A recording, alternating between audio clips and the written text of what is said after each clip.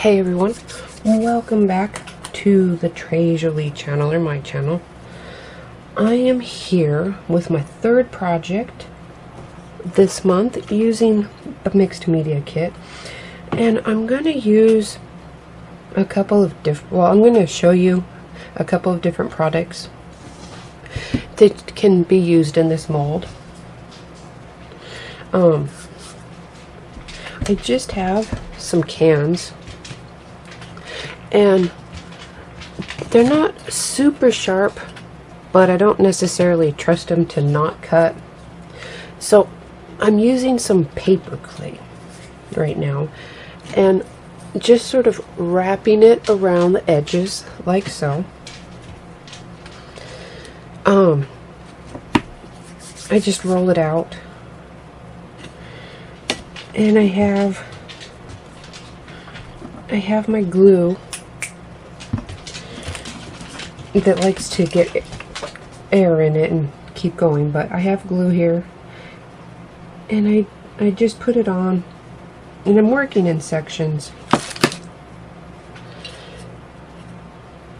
to make sure it stays, and I just kind of form it by hand around that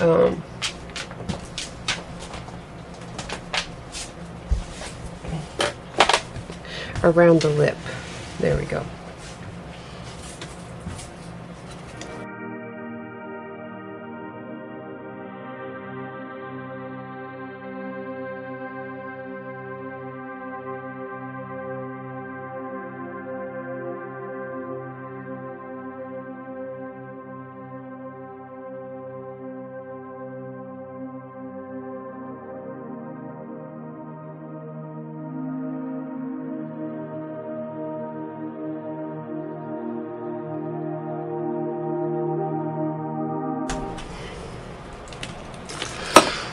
Alright, my next step, and I'm going to just put my paper clay in to these, or into the mold, and while it is still soft,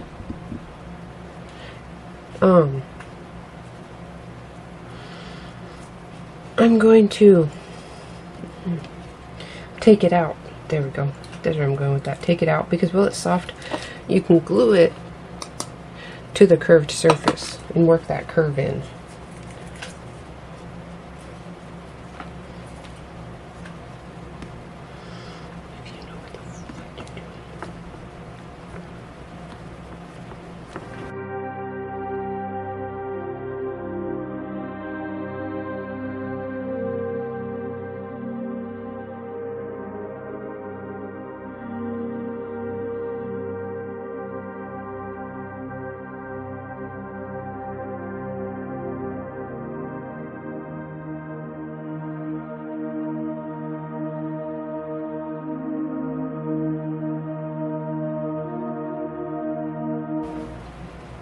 If it cracks, like mine did when I pulled out, when you glue it on, you can basically just piece it back together, which is probably what I'll do.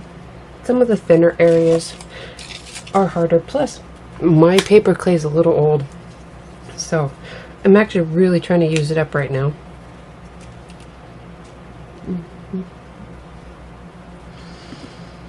And then just work your pieces on how you're going to want them.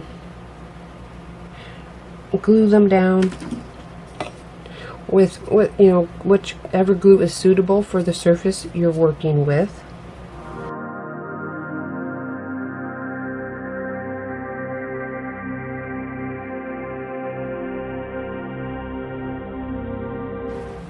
And it doesn't have to be pretty yet.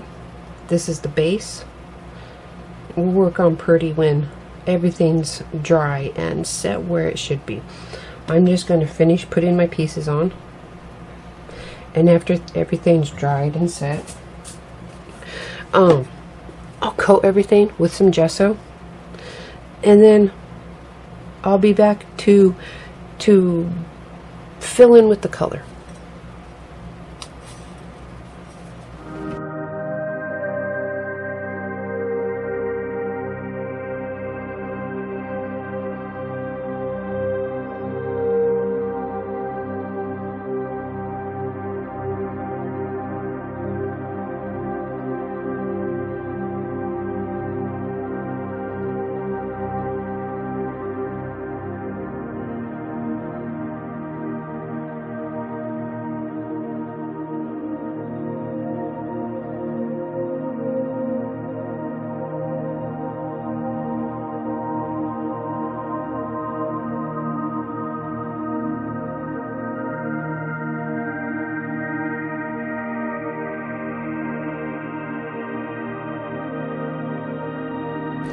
Okay, as you saw in the previous bit there, I had put some gesso on, like I said, and then I actually put 2 layers on of some of this crackle paint from Deco Art.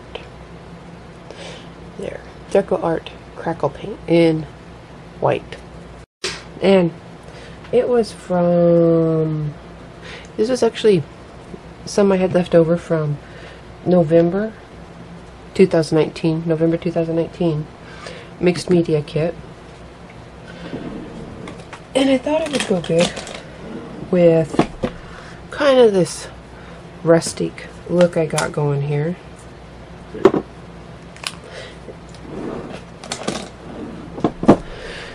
So, oh, and I glued on all the pieces I made in the mold. This can,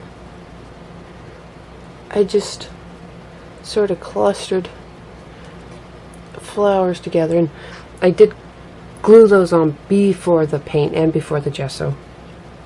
Getting backwards here. And on this one, just two of the larger flourishes and that bust there. And so now, and I'm going to hold this up. You can see those crackles there. I'm trying to be careful. Don't want things flaking off. And I have it sitting on a towel right now, and that's more to keep it from rolling around than anything.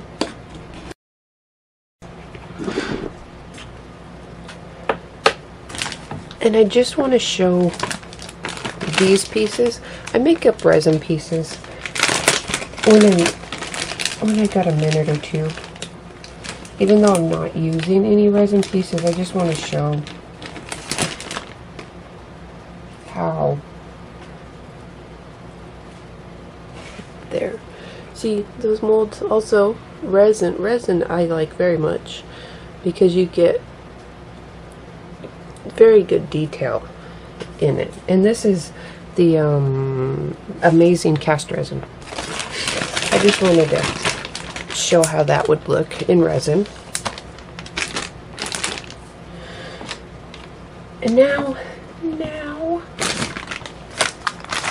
to start adding a bit of color.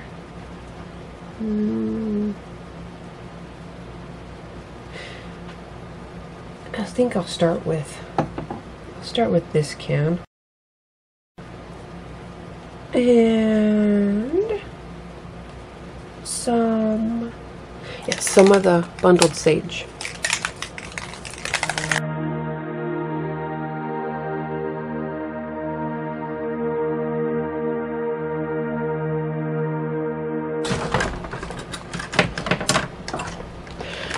Okay, I'm just going to make a little note here before I get going.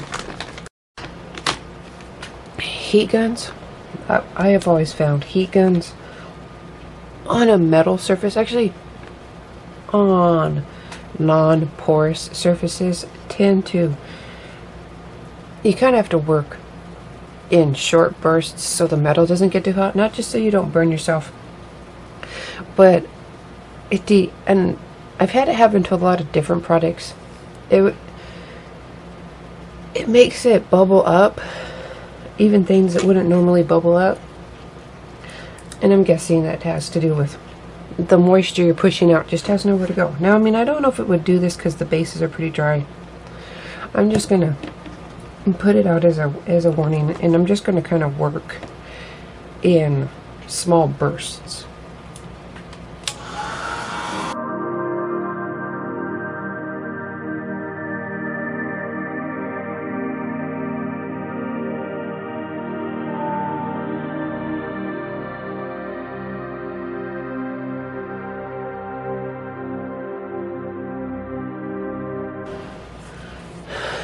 Now I'm going to go in with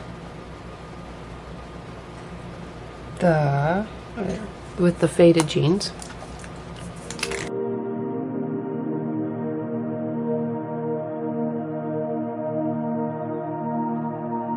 And I think just around the top, I'm going to add a bit of the antique linen.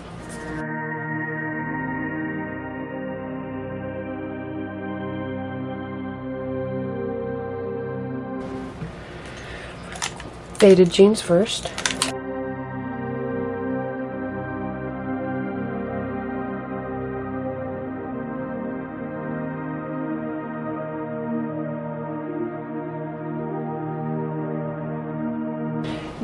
Some of the bundled sage. Now I'm going to try to kind of keep it just around the flowers there the best I can.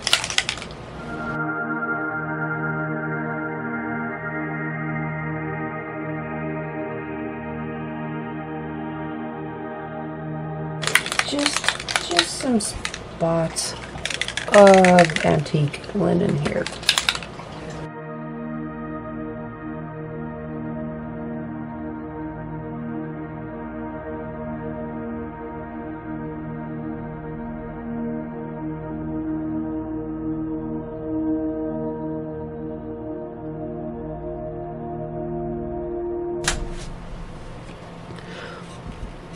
Okay, I sprayed these with this workable fixative so I could work on the next part, not worry about reactivating those distress oxides. And I'm going to use this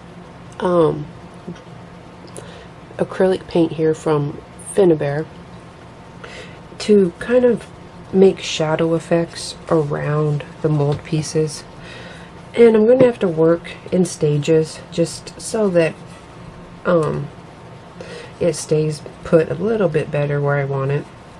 Like, I'll work on the top here, and then probably after that's dry, I'll turn it over and work on the bottom.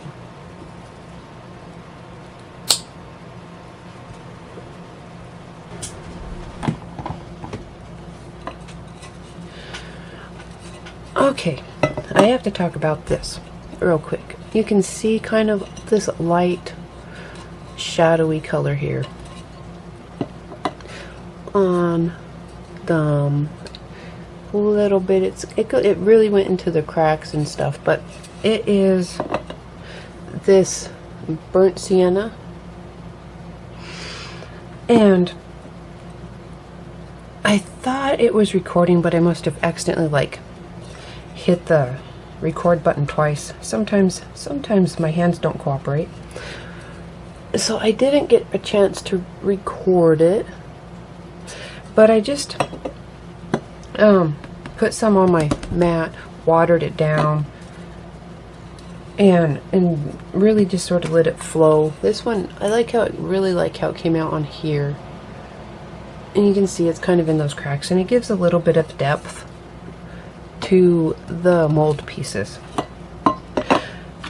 Okay, that being said, these are very, very close to being done, and I'm going to use some of the Bayou Boogie Gold magical powder on the mold pieces, on both of them,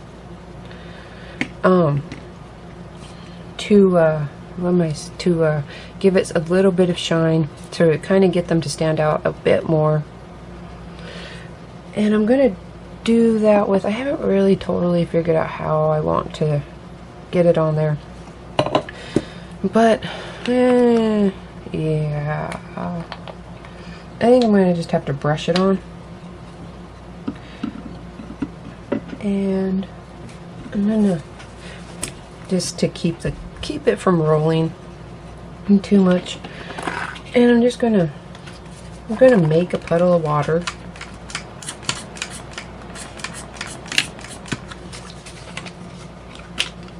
My sprayer's almost empty, so it's gonna go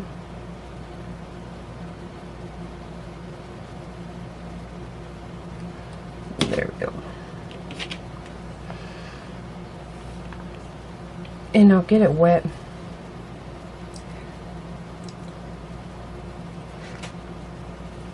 and then dip it in and kind of just It's not going to be a perfect coating, just a little bit. Just kind of light, but not an absolute covering. So like that. And I'm just going to work my way across the flowers and then do the same thing on those flourishes and that bust there.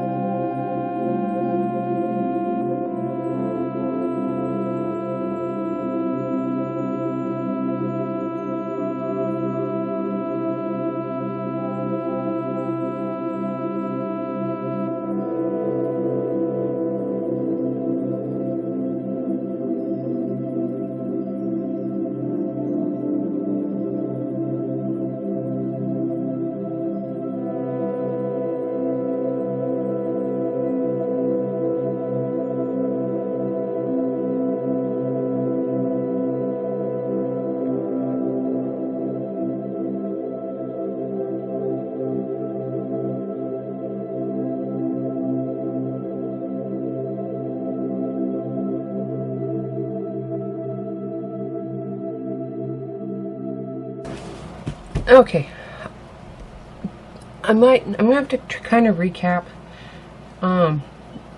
Maybe I'll be able to edit this together in some sort of fashion that made sense, but I was recording my last segment and our power just went out, and it was out for like 2 hours. So I'm gonna recap kind of what I was talking about. My cans are done. And I am going to majorly seal them. And this I was talking about, and I'm not sure if it made it through, so I'm going to talk about it possibly a second time. I'll try to edit one of them out, at least enough for things to make sense. But this is a flower pot that my youngest had done when he was in 4th grade, and I always kept it up on a shelf. I was afraid of it because it was 4th grade. These paints were very washable. You know, I mean, it was probably 5 years that I'd had it on a shelf before I decided to see how well I could seal it. Now this pot, if I remember, is 6 coats of this acrylic sealer here, this Mod Podge gloss. And I did it so that I wouldn't have to worry anymore about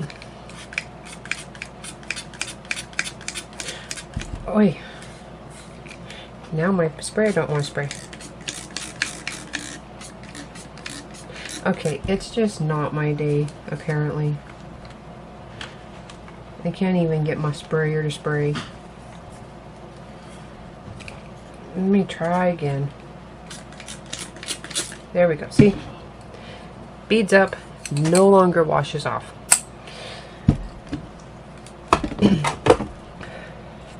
So it took me the 6 tries. I don't know if it would have taken less than that. I was very thorough when I did this so that it would be preserved. But the point of all of this is I'm going to be doing this level of protection on these cans, because then I would be able to use them, say, with paintbrushes that might still be wet. That was just a thing on my computer finishing. Forgot my speakers were on. So I would be able to use it on things that are paintbrushes that might be wet. Won't have to worry about splatter. Should be able to wipe it off when it's done. And I'm not going to use gloss. Mine's going to be the matte. But I just want to say, without a sealer, because those Distress Oxide sprays and the magical powders, because those are very water soluble, if they're not sealed, they're just gonna wash away with the, they're just gonna get reactivated. That's the word, reactivate. See, I had a train of thought going before the power went out. It went away with the power. But I just wanted to show the example of that Mod Podge does work really well. It is going to take more than one coat, I'm sure. I don't know why, but for some reason it did. It just, I think it gets absorbed. I don't know. Anyhow, I'm going to seal these, but I'm not going to like show it in between each, because that would just be an excessive amount of time wasted. I don't think that that would be quite necessary. So I am just going to end the video here. By the time I take my pictures, I think the pictures will already have my sealing done before I take my pictures. So the finished pictures will show the final. So I hope that this gave you some ideas of things that can be done with the items from the kit. Well, I used paper clay on these, but the same thing could be done with that molding material. Some crackle paint, it really, and just some cans, you know, any kind of cans that you use, and rinse it, wash them out. And because I'm extra cautious, I did put like an extra rim up here, just because even though it was the pop top cans, I thought it was too sharp. And I just made these little pieces that I can put up and use in my room, and well, use once they're sealed. I wouldn't want to use them now. I've covered that. But thank you for joining us here at Tres Jolie, and I hope that this gave you some ideas of what can be done with items that came in the kit, and some items that are in your house. And it's a good way to upcycle so those cans don't get in a landfill. And don't forget to subscribe. It's like down here, the little subscribe to the channel, and turning on notifications so that you can stay up to date with all of the videos that come out on the channel. At the beginning of the months, there's the kit reveals, and I will see you again soon.